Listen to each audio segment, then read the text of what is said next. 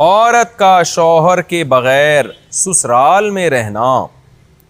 अगर शौहर काम के लिए घर से दूर हो, बीवी ससुराल में शौहर के बगैर रहती हो, पर्दे का कोई लिहाज नहीं है, इस सूरत में बीवी के लिए क्या हुक्म है?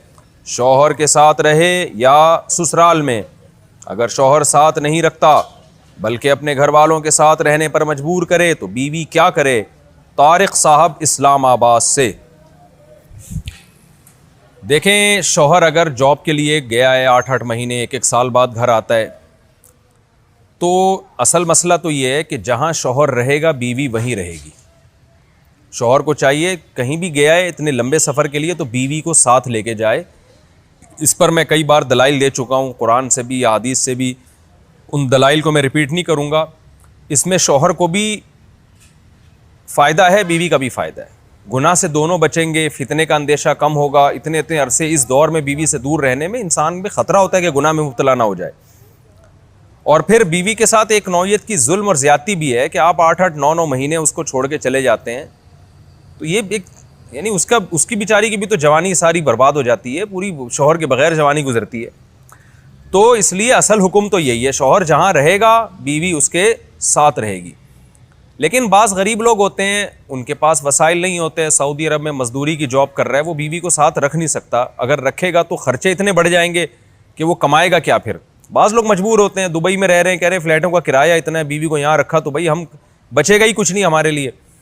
तो ऐसी शदीद मजबूरी में फिर मियाँ बीवी कंप्रोमाइज़ कर सकते हैं। भाई मैं मजबूर हूँ, कमाने के लिए जा रहा हूँ, तुम्हें भी पता है मैं अगर यहाँ रहूँगा तो तुम्हें ही खाने के लाले पड़ेंगे, तुम ही मुझे तंग करोगी फिर। तो ऐसी सूरत में फिर बीवी ससुराल में रहे या मैके में रहे, तो उसूल तो ये है कि जहाँ शौहर चाहता है वहाँ रहे। उसूली बात तो ये है, क्योंकि जब रुखसत होके आ गई है, वो ससुराल की अमानत है ना। हर आदमी चाहता है कि भाई मेरी बीवी मेरे वालिदैन के साथ रहे, यही हमारा कल्चर है और शरीयत में इसके नाजायज़ होने की कोई दलील भी नहीं है। और मियाँ बीवी के बहुत से मामलात उर्फ़ मुतय्यन करता है, तो हमारे उर्फ़ में यही होता है कि बीवी फिर ससुराल में रहती है, रुखसत होके आ गई है वो। तो इसमें असल हुक्म तो यही है कि शौहर जहाँ चाह रहा है वहाँ रहे। अगर शौहर चाह रहा है कि मेरे माँ बाप के साथ रहो, तो फिर औरत को जायज़ चीज़ों में शौहर की इताअत उस पर लाजिम है। उसको चाहिए कि वो शौहर के वहाँ रहे जहाँ उसके माँ बाप हैं।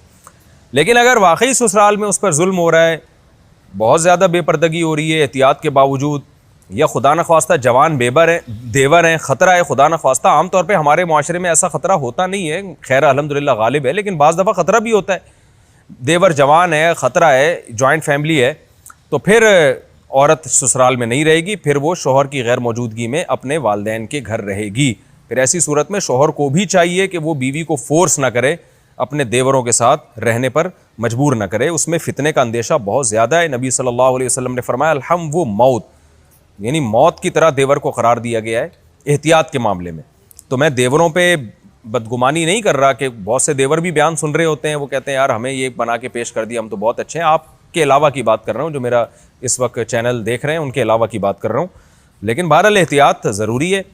शौहर दूर हो, जवान भाभी हो घर में और देवर भी हों, तो अल्हम्दुलिल्लाह हमारे माशरे में खैर गालिब है। लेकिन कहीं भी फितने का अंदेशा होगा तो वहाँ पर फिर औरत अपने वालिदैन के साथ रहे।